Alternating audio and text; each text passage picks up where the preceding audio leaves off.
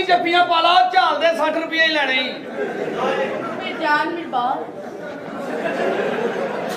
ਡੁੱਬ ਕੇ ਮਰ ਜਾ। ਮੈਂ ਨਹੀਂ ਤੁਹਾਡੇ ਘਰ ਮੁਜਰਾ ਕਰਨਾ। ਕੀ ਹੋਇਆ? ਇੰਨਾ ਜਦ ਇਹ ਸਾਲੀਏ ਜਿਹਨਾਂ ਨੂੰ ਦੱਸਣ ਦੀ ਉਹ ਬੜੇ ਮੋਢਿਆਂ ਤੇ ਲੈ ਕੇ ਬੈਠੇ ਘਰੋਂ ਕਰੀ ਇਹੀ ਹਾਲ ਆ। ਹੁਣ ਤੇ ਆਪਣੇ ਲੱਭਣੇ ਮੁਸ਼ਕਲ ਹੋਏ ਕਿੱਥੇ ਆ।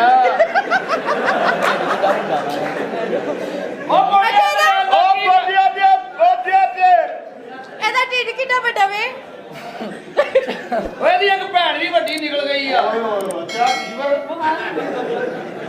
ਈਸ਼ਵਰ ਇਹਦੀ ਅੰਮੀ ਦਾ ਨਾਲ ਲਾ ਦੀ ਹਾਂ ਮੇਰੀ ਭੈਣ ਆ ਕੀ ਇਹ ਲਾਮਾ ਇਹ ਢਿੱਡ ਵਧੀਆ ਵਾ। ਓਏ ਦੋ ਨਹੀਂ ਥੱਲੇ ਉਹ ਤਿੰਨ ਆ। ਜਿਹੜਾ ਲਾਡਲਾ ਆ ਸਾਲੀਏ ਉਹਨੂੰ ਬੁਲਾਉਂਦੀ ਨਹੀਂ ਤੂੰ।